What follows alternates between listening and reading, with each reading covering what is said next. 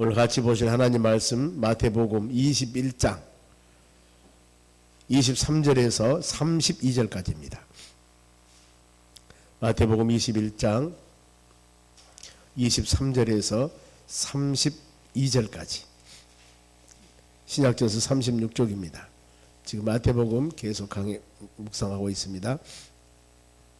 23절에서 32절까지 먼저 제가 한 절 읽겠습니다. 교독하겠습니다. 예수께서 성전에 들어가 가르치실 때 대제사장들과 백성들의 장로들이 나와 이르되 너희가 무슨 권위로 이런 일을 하느냐, 또 누가 이 권위를 주었느냐.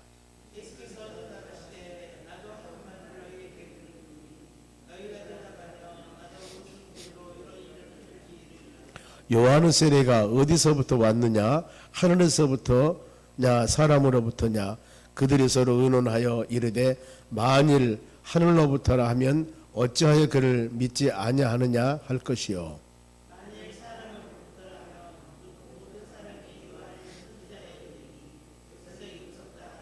예수께서 대답하여 이르되 우리가 알지 못하노라 하니 예수께서 이르시되 나도 무슨 권위로 이런 일을 하는지 너희에게 이르지 아니하리라. 그러나 너희 생각에는 어떤 사람에게 두 아들이 있는데 맏아들에게 가서 아니되 왜 오늘 소원에 가서 일하나. 대답하여 이르되 아버지 가겠나이다 하더니 가지 아니하고 둘째 아들에게 가서 또 그와 같이 말하니 대답하여 이르되 실소이다 하는 자라.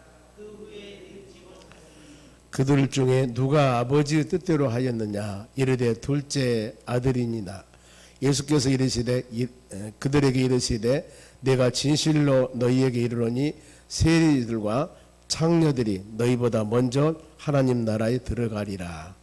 요한의 의의 도로 너희에게 왔거늘 너희는 그를 믿지 아니하였으되 세리와 창녀는 너희는 이것을 보고도 끝내 뉘우쳐 믿지 아니하였도다. 아멘. 옆 사람에게 인사합시다. 오늘도 승리합시다. 좋은 하루 되시기 바랍니다. 고난주간 3일째입니다. 그러면 오늘 비 올리는 날입니다. 첫째 날은 고난주간의 예루살렘 입성이었습니다. 예루살렘 입성. 이 예수님께서 예루살렘 십자가 주국에서 하나님의 뜻을 이루시기 위해서 입성하는데 많은 사람들이 종려나무 가지를 흔들면서 호산나 다윗사든 예수여. 이제 만왕 왕으로서 정치적인 왕으로서 예루살렘에 와서 왕위를 가지고 세상을 다스리면은 바로 백성들이 살기 편하다는 겁니다. 즉 하나님의 선한 뜻 예수 그리스도께서 예루살렘 입성한 모든 뜻을 제대로 알지 못했다. 그래서 우리가 고난주간 첫째 날 그래 우리가 매일매일 믿음으로 사는 여러분들이 하나님의 선하고 온전한 뜻 예수 그리스도 온전한 뜻이 무엇인가를 깊이 생각하면서 우리에게 주신 축복뿐만 아니라 고난이 온다 할지라도 뒤에서 역사하신 하나님의 뜻을 한번 생각해 보셔야 됩니다. 두 번째는 바로 이 성전에 들어갔습니다. 성전에 들어가니 하나님의 성전에서 예배와 기도와 찬양이 이루어질 성전의 본래 기능은 잊어버리고 거기서 매매하고 돈 바꾸고 그야말로 하나님의 성전이 이 특정한 종교인들에 의해서 장사하는 종교인들의 생활수단 장소가 되어버립니다. 그래서 책망을 하는 겁니다.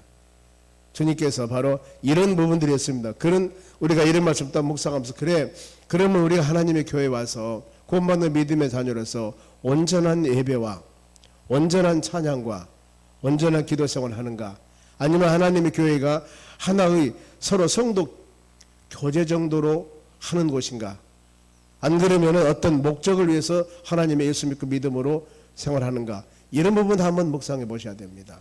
그래 성전의 본질을 잊어버리면 안 되는구나. 우리가 구원받는 믿음의 자녀들로서 구원받는 하나님의 자녀 본질, 하나님 우리에게 무엇을 원하시기를 바라는가, 즉 하나님의 성전이 과연 이 지역사회에서 하나님께 무엇을 해야 할 것인가, 이런 부분 마음으로 깊이 묵상하셔야 됩니다. 오직 교회에서는 예배가 이루어지고 기도와 찬양이 이루어지는 이런 곳이 되어져야만이 온전한 기능을 감당하는 것입니다. 그러니 어때요? 제일 여기서 예수님께 바로 이 반기를 든 사람은 누구겠습니까? 자기들의 즉 이 폭리, 재산, 안 그러면 정식시키고 이렇게 종교 행위를 통해서 자기의 사업을 하는 이런 사람에게 제일 지금 어려움을 주겠죠. 이분들이 들고 나섭니다. 저분 죽여야 되겠다. 이런 부분들이 그러면서 이제 오늘은 변론을 하는 겁니다. 어떻게 하면 저 사람을 넘어뜨려서 이 일을 하지 못하도록 할까. 그러면서 여러 가지 방법을 가지고 바로 미혹을 합니다마는 수단을 넘어뜨리려고 합니다마는 여러분 예수님은 하나님이십니다. 그런데 여기 21장 이 11절에 보면은 뭐라고 말씀하냐면은 무리가 이르되 갈릴리 나사렛에서 나온 선지자 예수라 하니 예수님을 갈릴리 나사렛에서 나온 선지자 중에 한 사람 정도로 생각하는 겁니다. 메시아 구세주로 생각하는 것은 아닙니다. 하나님이 인간의 몸을 가지고 바로 성육신이라고 하지 않습니까? 세상에 오신 구세주로 생각하지 않고 한 선지자 한 사람 정도 생각해서 그래 우리가 종교 지도자들이니까 바리새인과 서기관들 장로들 뭔가 모르게 이분들이 이 대제사장 같은 정도 되면은 성직급 귀족계급입니다. 성전의 일을 담당하고 사내들인 공회원 중에 한 사람이기 때문에 이분들이 정치력이 대단합니다. 보면은 사법행정 그거 딱 잡고 있습니다. 72명이나 되는데 이분들이 어떤 결정을 하면은 저분 정도야 충분히 쓰러뜨릴 수 있겠지 이런 마음도 가졌을 겁니다. 그런가 하면은 장로들은 평신도 가문의 지도자들입니다. 성직자들은 아니에요. 이들도 사내들은 공회원에 들어 있습니다.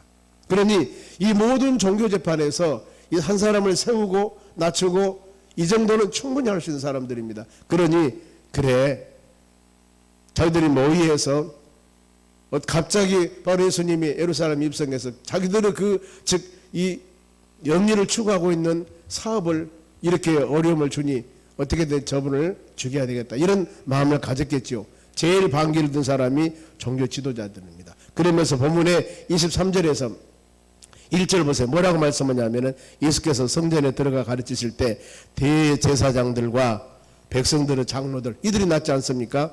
나와 이르되 너희가 무슨 권위로 이런 일을 하느냐? 누가 이 권위를 주었느냐? 즉 이 사내들인 공회원정 되면은 이분들이 모든 결정하는데 어느 날 갑자기 예수님이 오셔가지고 많은 성도 많은 사람들에게 환영을 받으면서 이런 바로 결정을 막 하거든요. 그랬더니 이 종교 지도자들이 그 얘기를 하는 겁니다.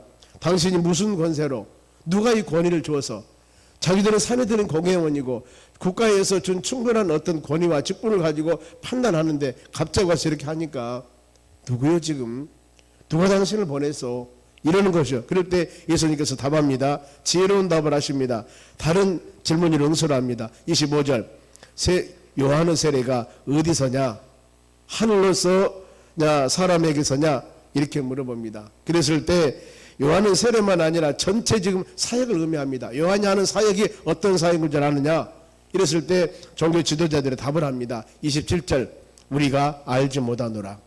알지 못하노라. 이 부분들은 요한의 사역을 받아들이 못하다. 요한이 무슨 사역이었습니까? 바로 회개하라 천국이 가까웠노라. 이 복음을 증거합니다. 회개하라 천국이 가까웠노라. 그런데 이걸 받아들이지 않고 예수님 권세도 우리는 받아들일 수가 없다 그 말입니다. 그럴 수도 있겠죠.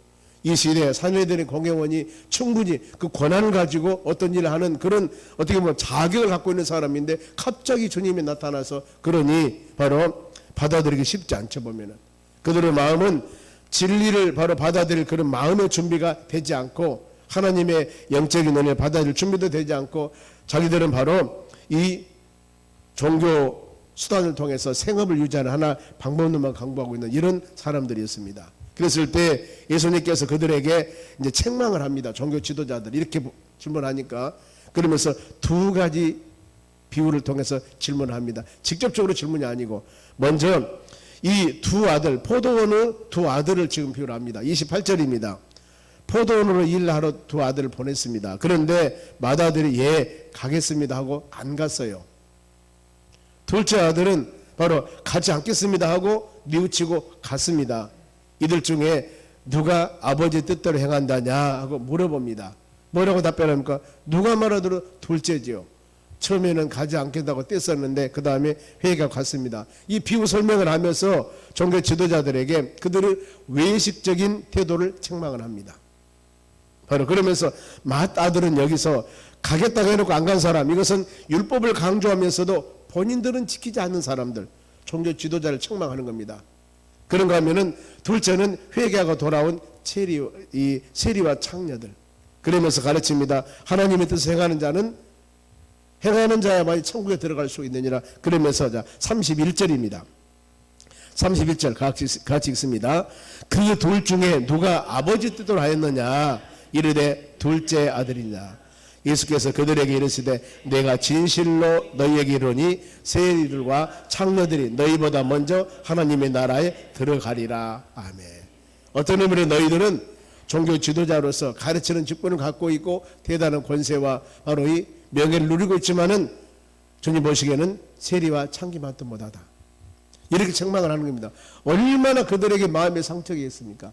종교 지도자들 모든 것들 권위를 가지고 다 하고 있는데 주님께서는 너희들은 저 몸파는 사람과 그 다음에 세리하면 이 시대는 상당히 낮은 계급이었습니다. 보면은 그래서 이 사회적으로 지탄받는 이런 사람보다도 못하다. 하나님의 나라는 주를 예수를 믿어야 가는 곳인데 그러면서 그들을 책망을 합니다. 그리고 또 한 가지는 포도원의 농부 비유를 합니다. 이것도 역시 강팍한 종교 지도자들에 대한 책망입니다. 자, 33절에 보면은 어떤 내용들이냐면은 이 집 33절 다른 한 비유를 들으라. 한 집에 주인이 포도원을 만들고 산 울타리로 두르고 거기에 즙 짜는 틀을 만들고 망대를 짓고 농부에게 새로 주고 타국에 갔더라. 집 주인과 농부입니다. 여기서 집 주인은 하나님을 바로 비유하고 있고 그 다음에 농부는 종교 지도자들입니다. 그러면은 그들이 뭔가 모르게 오늘 같으면 복음을 증거해서 하나님의 교회를 세우고 성도들을 유익해야 되는데 그들이 그러지 못했습니다. 그리고 이제 집 주인이 어느 정도 되어서 농부가 얼마만큼 많이 했는가 가서 열매를 받으려고 주위의 종들에게 농부를 보냅니다. 여기서 이 종은 누구냐면 선지자, 복음을 하나님 말씀을 증거한 사람입니다. 이들을 농부에게 보냈습니다. 그랬을 때 농부들의 반응이 즉 종교 지도자들이 34절입니다.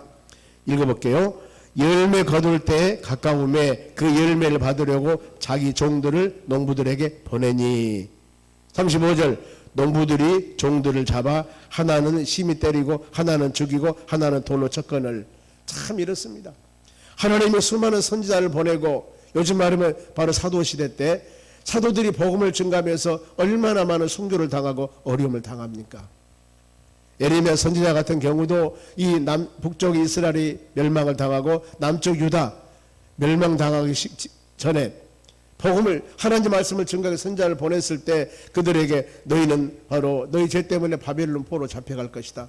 70년 차면 돌아올 것이다. 그랬더니 아니 이렇게 살기 좋은 시대인데 우리가 다른 나라에 잡혀가다니 예루살렘 성전이 무너지다니 하나님으로 돌보시고 계시는데 이렇게 생각을 하고 있던 것이었습니다. 우리는 믿음으로 사는 하나님의 자녀들 각자 주신 사명과 직분들은 우리에게 다 있습니다. 그리고 선지자들에게 수많은 노름을 줍니다. 계속 그러지 않습니까? 36절에 다른 종들을 처음부터 많이 보내니 그들에게 그렇게 하였는지라. 계속 보내면은 선자를 보내면은 핍박을 하고 어려움을 주고 이 종교 지도자들이 그 하나님의 선지자들이 선포되는 말씀을 통하여 듣고 회개하고 돌아와야 되는데 그들에게 오히려 어려움을 주는 겁니다. 오늘날 우리가 복음을 증거하면서 저지난 주일날 우리 선생님은 초청잔치 했습니다만 아파트 아니면 노방 얼마나 많은 전도지를 돌리면서 우리가 아는 지인들에게 예수 믿으세요. 예수 믿어야 큰 받습니다. 교회 한번 오세요. 매년 하지 않습니까? 그러면 그들이 예 가겠습니까? 합니까? 아니에요. 물론 핍박은 덜합니다마는 심지어는 핍박할 수도 있다 그 말입니다. 보면은요. 그래서 마지막에 37절 후에 자기 아들을 보내며 이르되 이들이 내 아들을 존대를 하였거든. 이것은 어떤 의미냐면은 그들에게 이제 예수 그리스도를 보냈습니다. 예수님이 세상에 오셨습니다. 수많은 선지자들이나 수많은 바로 이 종들이 증거했는데 이제는 종이 아니고 아들을 보냈습니다. 예수님이 세상에 오셨습니다.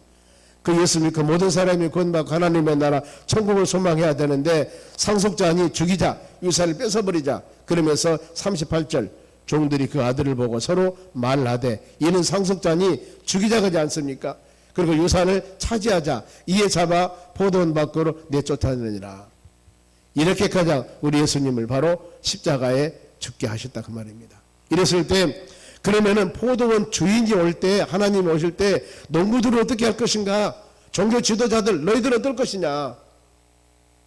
종교 지도자들이 이렇게 핍박할 때, 만일에 주님이 오셨을 때 너희 어떻게 할 것이냐?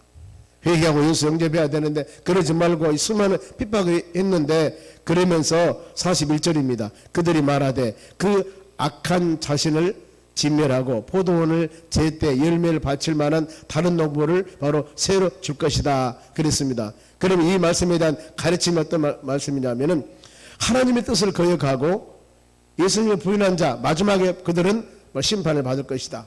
그러면서 42절에 예수께서 이르시되 너희가 성경에서 건축자들이 버린 돌이 모퉁이 머릿돌이 되었나니 이것이 바로 주로 말미암아 된 것이요 우리 논의로 기하도다. 하나님 말씀을 인용하면서 예수 그리스도는 바로 우리의 구원자이십니다. 그런데 그 구원자는 예수 그리스도를 죽게 하고 너희들이 죽게 했지만은 그 주님은 결국에 모퉁이 돌이 되셔서 교회 머리 되시고 우리 구원자가 되셨다는 겁니다. 그러면서 종교 지도자들에게 계속 그들에게 바로 책망하면서 우리 결단입니다. 예수님의 기초 위에, 예수님의 믿음 위에 우리 모든 신앙 공동체는 아름답게 세워져야 될 줄로 믿습니다. 그래서 이 반석 대신 예수 그리스도, 마태복음 16장에 내가 반석 위에 교회를 세우리니 누구도 바로 음부 권세가 이기지 못할 것이라고 성경은 말씀합니다. 우리는 되어지는 모든 삶 가운데 신앙의 기초가 반석 위에 세워지는 집이 되어져야 되는 겁니다. 즉 예수 그리스도, 고린도서 10장 4절에 반석은 그리스도라 그랬습니다. 예수 그리스도 위에 세워지는 그런 모든 하나님의 교회, 우리의 믿음, 우리의 모든 삶이 예수 그리스도에 세워졌을 때 든든한 우리 믿음이 되고, 아무리 창수 세찬 바람이 불어온다 하더라도 넉넉히 이겨 나갈 수가 있는 것입니다. 계속 이렇게 책망을 했을 때 바로 종교 지도자들의 반응이 어땠을까? 회개하고 돌아왔을까? 그게 아닙니다. 45절 봅니다.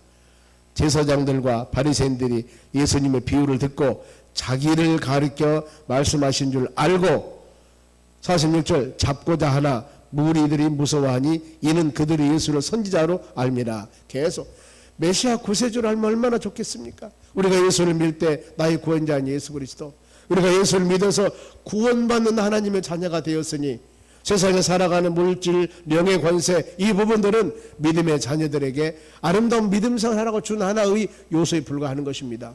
이것이 믿음 생활에 나가는 목적이 되어서는 안 됩니다. 하물가저로 죽을 수밖에 없는 우리를 하나님이 선택해 주셔서 수많은 사람들 중에 예수 믿는 믿음의 자녀로 선택해서 하나님의 나라 소망할 수 있는 은혜를 주었으니 아버지 하나님 감사합니다. 이 믿음이 꼭 우리는 되어져야 되는 것입니다. 그래서 종교 지도자들이 이제 칼을 갈지 않습니까? 보면은 그 책망의 말씀을 듣고 예수님의 권세는 만왕 왕이십니다. 우리는 말씀 듣고 깨닫고 하나님 말씀을 분별하고 바로 이 믿음 안에 말씀 안에 거하는 우리가 되어져야 되는 것입니다. 그러면서 다른 별로 이제는 어떻게 저 예수를 무너뜨려야 되겠는데, 그래서 22장부터 쭉 이 예수님을 시험하는 부분들이 나옵니다. 보면은 22장에 이 가이사에게 세금을 바치는 문제입니다. 22장에 세 가지 것이 나옵니다만은 22장 17절에 가이사에게 세를 바치는 것이 가합니까? 가이사는 로마 황제입니다. 그런데 예수님께서 가이사의 것은 가이사에 바치고 하나님 것은 하나님께 바치라 이렇게 합니다. 우리가 국가에 세금을 낸다고 해서 11조를 안 내는 것은 아닙니다. 세금을 세금대로 내고 하나님 것은 하나님께 드려야 된다는 겁니다. 그런 부분들, 그러면서 땅의 권세의 위임자에게 의무 행하고 우리 나라의 국가에 세금 바치고 하나님에 대한 의무 이행하다. 우리 10의 1조 온전히 하나님 것은 하나님께 드릴 수 있는 그런 마음이 가져야 됩니다. 이렇게 하면서 두 번째 또 부활 논쟁을 하는 겁니다. 25절 22장 이하입니다마는 7 형제와 산 부인이 있었습니다. 7 형제. 한 형제 7명 큰 아들하고 결혼했는데 죽어요. 또 둘째, 셋째, 넷째에서 7 형제고 산 부인이 있는데 부활할 때 마지막으로 예수님 오실 때 우리가 부활하지 않습니까? 그랬을 때 7 형제 중에 누구의 아내입니까? 어디서? 하나님의 나라에서. 이거 애매하지 않습니까? 첫 번째부터 7명의 남자와 살았는데 누구 하나님의 나라에 갔을 때 진짜 누구 부인입니까? 물어봤을 때 예수님께서 뭐라고 답변했냐면 천국은 장가도 가지 않고 시집도 가는 일이 없을 것이다. 이렇게 답변하면서 어떻게든지 여러 가지 방법으로 무너뜨리려고 하는데 예수님 계속 이겨납니다. 그러면서 22장에 또 36절에 이 수많은 계명이 있습니다. 말씀의 계명 중에 가장 으뜸되는 계명이 무엇인가 물어봅니다. 그랬을 때 예수님 답하십니다. 22장 37절 예수께서 이르시되 너는 마음을 다하고 목숨을 다하고 뜻을 다하고 너 주 하나님을 사랑하라 하셨느니라. 이것이 첫째 되는 계명이요 그랬습니다. 온전히 온 마음과 정성을 다해서 하나님을 사랑하고 이웃 사랑하는 것, 이것이 바로 최고다면서 이 모든 것 다 이겨나가십니다. 계속 물어봐요. 24장에도 보면은 바로 이 제자들 중 하나 물어봅니다. 이런 상황이 됐을 때 종말에 우리 제자들을 물어봅니다. 그랬을 때 24장 선생님 이 성전의 돌들과 건물들이 어떻게 되겠습니까? 마지막에 종말되었을 때 예수님이 다 뭐라고 답변하냐면은 하나도 돌 위에 남지 않냐고 다 무너뜨리리라. 그러면은 24장에서 종말의 징조는 무엇입니까? 했을 때 마태복음 24장 36절에 때와 시기는 알 바 아니라. 그러면서 깨어서 준비하라. 이게 마저 25장까지가 말세 준비하는 성도들의 자세가 열전에 비유하고 그 다음에 달란트 비유하고 양념소 비유하고 그래서 이 셋째 날 이 모든 과정이 이루어진 것이 25장까지입니다. 보면은. 그래서 열처녀 비유에도 다섯 처녀 기름도 준비하고 있는 그 다섯 처녀와 같이 항상 믿음의 자녀들이 성령 충만하여 다시 오실 주님을 맞이할 그 준비를 가져야 되고 달란트 비유에서도 이 두 달란트 다섯 달란트 받는 자와 같이 각자 맡겨진 직분과 사명을 헌신 충성하였을 때 마지막 주님 오셨을 때 착하고 충성된 종하며 칭찬받을 수 있습니다. 그러나 내 맡은 달란트가 적다고 해서 묻어놓으면은 마지막 주인 오셨을 때 책망받는다는 겁니다. 그리고 양과 염소 비유를 통해서 양은 오른쪽, 염소는 왼쪽. 그러면서 작은 일에 충성한 자는 주님께서 한 것이고 이들에게 영생을 줄 것이고 순종치 아니한 자는 주님께 순종하지 않은 것이기 때문에 이들은 영원한 형벌을 받을 것이다. 이렇게 하면서 모든 것을 마무리합니다. 우리가 말씀 마칩니다. 예수님은 하나님이십니다. 선지자 정도로 생각하면 안 된다는 겁니다. 우리가 주님을 섬기며 말씀 안에 믿음 안에 거할 때도 이런 걸 마음에 깊이 생각하면서 주님 하나님 인간의 몸을 가지고 세상에 오셔서 이 땅에 그 낮은 모습으로 오셔서 그 멸시당하고 천대당하고 고통당하고 이제 앞으로 여정이 계속 연결될 텐데 십자가 죽으시고 부활하셨습니다. 예수 믿는 우리 주님을 통해서 받은 놀라운 구원의 은혜와 사랑도 있지만은 하나님의 사랑이 얼마나 큰가.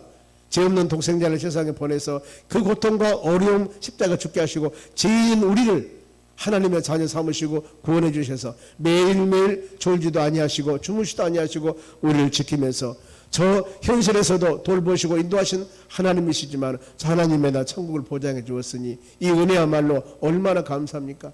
예수 믿고 부자 되고 이 출세하고 잘 되고 이것보다도 더 중요한 것이 우리는 주의 은혜 안에 구원받은 믿음의 자녀로서 그야말로 하나님 영광에서 얼마나 살았는가, 예수님 영광에서 얼마나 살았는가, 내 마음에 성령이 충만하며 살아왔는가, 이걸 마음으로 생각하셔야 하는 겁니다. 만일에 고난주간에 우리가 이런 예수 그리스도의 온전한 마음을 갖지 못한다면 주님은 섭섭할 겁니다. 주님 감사합니다. 고난주간을 통해서 우리 마음으로 그리스도 십자가와 부활을 생각하면서 하나님 매일매일 살아가는 우리 신앙이 과연 어느 가치관을 가지고 어떤 마음을 가지고 살아갈 것인가 다시 되새겨보면서 예수 십자가, 예수 보혈 우리가 생각할 때마다 그야말로 감사 찬양 드릴 수 있는 믿음의 자녀들이 되시기를 주의 이름으로 축원합니다. 기도하겠습니다. 하나님 감사드립니다. 이 하루도 주신 말씀 마음에 새기며 믿음으로 승리하는 우리 삶이 되기를 원합니다. 예수님은 하나님이시로 성육신하신 분이로 세상에 오셔서 수많은 고통과 어려움을 당하면서 우리를 구원해 주셨습니다. 고난주간 깊은 주님의 사랑을 마음에 새기면서 우리 신앙이 조금 더 흔들리지 아니하고 굳건하여 먹든지 마시든지 무엇을 하든지 하나님의 영광을 위해 살아가는 믿음의 자녀들이 되도록 복을 내려 주시옵소서. 깨달음을 허락하여 주시옵소서. 이 하루도 고난에 동참한 축복된 하루가 되도록 은혜를 내려 주시옵소서. 감사하며 예수님의 이름으로 기도하옵나이다. 아멘.